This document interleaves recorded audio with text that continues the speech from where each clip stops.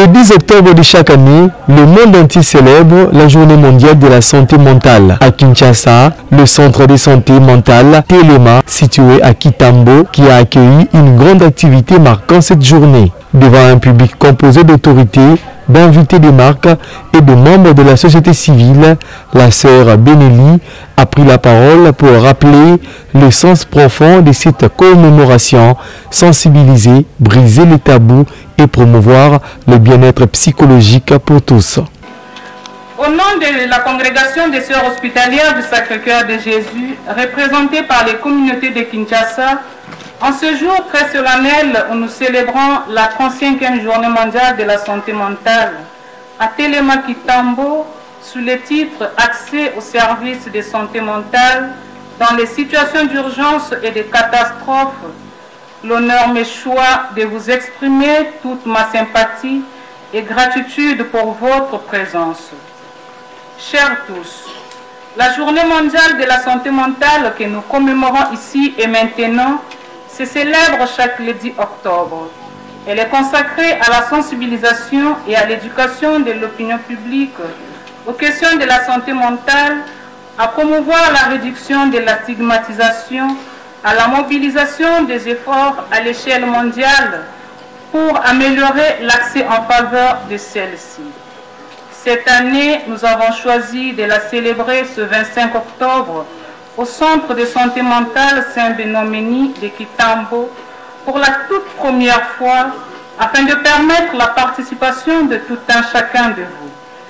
L'objectif primordial de commémorer cette journée dans ce centre est une occasion spécifique de sensibiliser, de mieux faire comprendre et d'encourager l'action face aux enjeux de santé mentale dans notre zone nord-est de Kinshasa. En effet, la compréhension de la santé mentale diffère selon les cultures, de même que sa définition, ses classifications et ses critères. Il est estimé qu'environ un tiers de personnes dans chaque pays répond à moins à un critère de maladie mentale à un moment de leur vie. De nos jours, plusieurs personnes souffrent d'un trouble mental, d'autres meurent chaque année des conséquences de l'usage nocif de l'alcool et des stupéfiants. Selon les estimations de l'OMS, les troubles neurologiques constituent aujourd'hui la principale cause des problèmes de santé et d'handicap dans le monde. La quasi-totalité des personnes qui ont vécu une situation d'urgence souffrent de détresse psychologique qui s'estompent généralement avec le temps. Une personne sur 5 ayant connu la guerre ou un conflit au cours de 10 années souffre de dépression, d'anxiété, de stress post-traumatique, de troubles bipolaires et de schizophrénie. Les situations d'urgence perturbent considérablement les services de santé mentale et réduisent l'effort de soins de qualité. Les personnes ayant de graves problèmes de santé mentale sont particulièrement vulnérables pendant les situations d'urgence et elles doivent avoir accès à des soins de santé mentale et d'autres moyens de satisfaire leurs besoins essentiels, affirme le Dr Tedros Adhanom, directeur général de l'OMS. Fort de ce constat âpre, l'OMS nous donne l'opportunité de parler de nos réalités quotidiennes en nous invitant à donner accès aux services de santé mentale dans les situations d'urgence et de catastrophes. Le thème de cette journée nous prouve que les urgences et les catastrophes ont des effets majeurs sur notre santé mentale. Ils déstabilisent notre sentiment d'avoir notre place dans la société, mais en doute toute une identité à travers notre profession participe à la réduction de l'estime de soi, mais il est aussi à l'origine des problèmes de santé mentale. À ce sujet, nous devons reconnaître que chaque année, des millions de personnes sont touchées par des situations d'urgence telles que des conflits armés, des catastrophes naturelles. Ces crises perturbent les familles, les moyens de subsistance et les services essentiels et ont des conséquences non négligeables sur la santé mentale. Presque toutes les personnes consacrées souffrent de détresse psychologique. qu'une minorité développe les problèmes de santé mentale comme la dépression ou les troubles de stress post-traumatique. Permettez-moi de souligner avec affirmation et insistance, les situations d'urgence aggravent les problèmes de santé mentale et les problèmes sociaux comme la pauvreté et la discrimination. Elles contribuent également à de nouveaux problèmes tels que la séparation des familles et la consommation des substances nocives. Pour cela, les directives internationales nous recommandent diverses activités pour fournir des services de santé mentale et des soutiens psychologiques pendant les situations d'urgence, allant de l'auto-assistance et de la communication communautaire aux premiers secours psychologiques et aux soins cliniques de santé mentale. La préparation et l'intégration dans la réduction des risques de catastrophes sont essentielles pour atténuer les conséquences. Dans ce sens, chers consoeurs et chers collaborateurs dans le grand champ de l'hospitalité, merci de tout cœur pour la promptitude à répondre aux exigences de notre mission.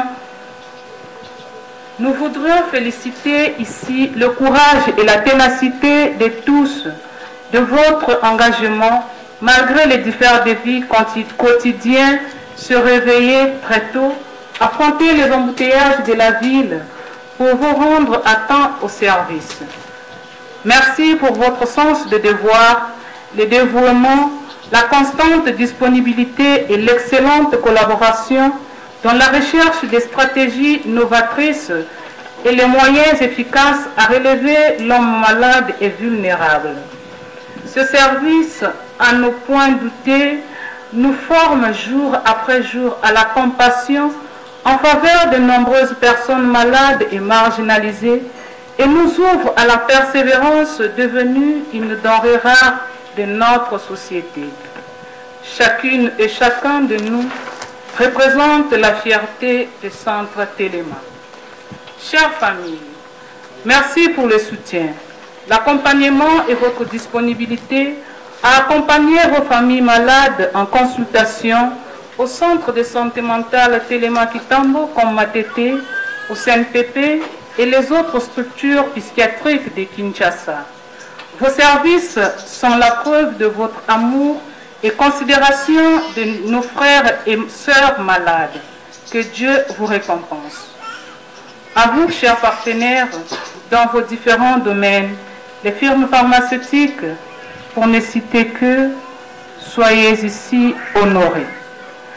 Merci pour votre collaboration, accompagnement et considération à cette mission hospitalière et surtout d'avoir accepté de sponsoriser cet événement. Mesdames, Mesdemoiselles et Messieurs, distingués invités, nous voudrons ici vous présenter un peu l'activité des centres de santé mentale. Il existe pour l'instant des centres de santé mentale Téléma. L'un se trouve à Kitambo et l'autre se trouve à l'est de Kinshasa, précisément au quartier des Bonhommes, dans la commune de Matete, sur le boulevard Lumumba, qui existe depuis 1991. Le centre de santé Kitambo est opérationnel depuis janvier 2029. Il a pour mission d'offrir une attention intégrale aux malades mentaux, handicapés physiques et psychiques, ainsi que d'autres malades selon l'évolution de l'époque et les besoins des lieux en donnant la préférence aux plus pauvres. Ces objectifs poursuivis sont les suivants.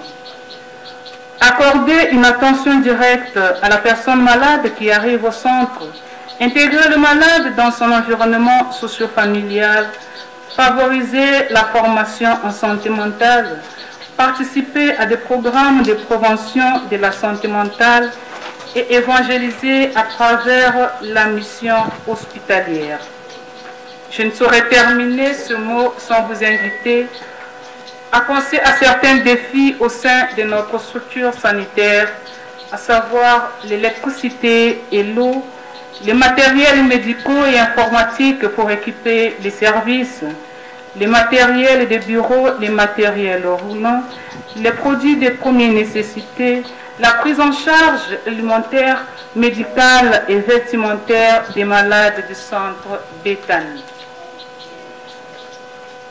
Merci à Dieu et merci à tous ceux qui prient pour le panissement de cette œuvre en faveur des malades. Excellence, Madame la ministre du genre, de la famille et de l'enfant, Mesdames et Messieurs, chers frères et sœurs, tout en vous réitérant une cordiale bienvenue, je vous remercie pour votre cordiale attention. Bonne fête.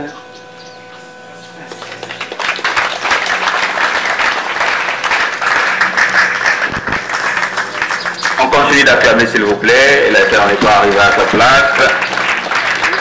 Merci, nous sommes en train de continuer. Christopher Ngoï, représentant de la société civile, a souligné l'importance cruciale de cette journée en République démocratique du Congo où les enjeux liés à la santé mentale restent encore largement méconnus et sous-estimés.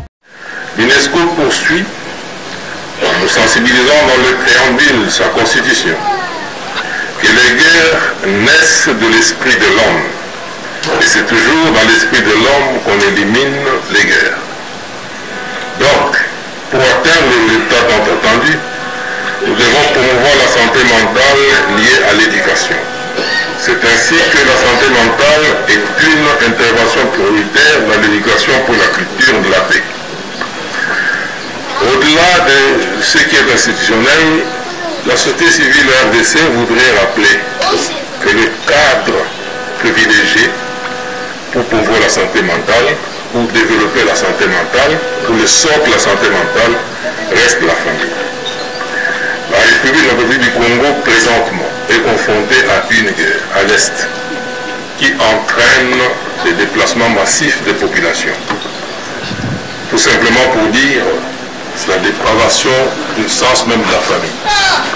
Il y a beaucoup de déplacés qui ne suivent plus, donc on ne peut même plus en ce moment faire des statistiques. Pourquoi? Parce que nous sommes dans un environnement très nouveau, où la famille est totalement brisée.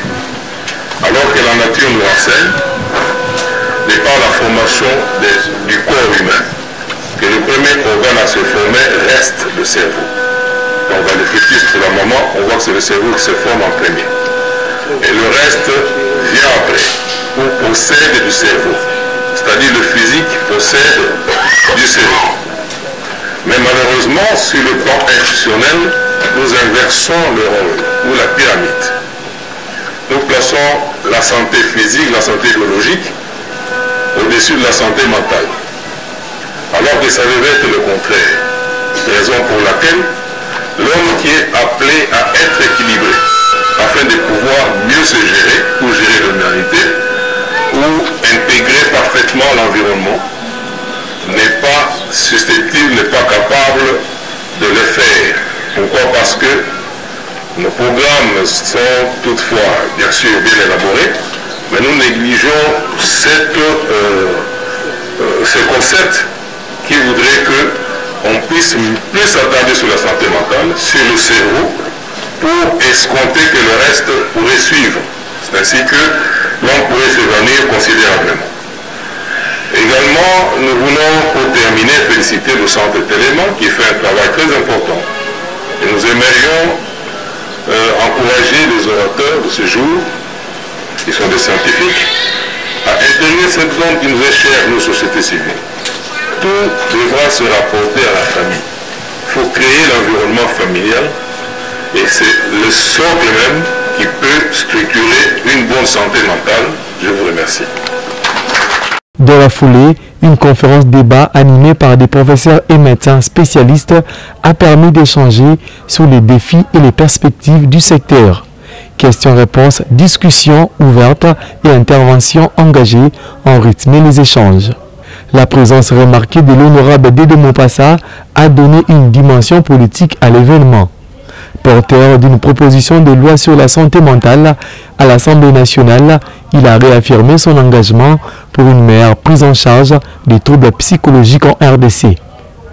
Enfin, une visite guidée du centre Téléma a permis aux participants de découvrir les équipements disponibles ainsi que les différentes méthodes de traitement utilisées pour accompagner le patient dans leur parcours de soins.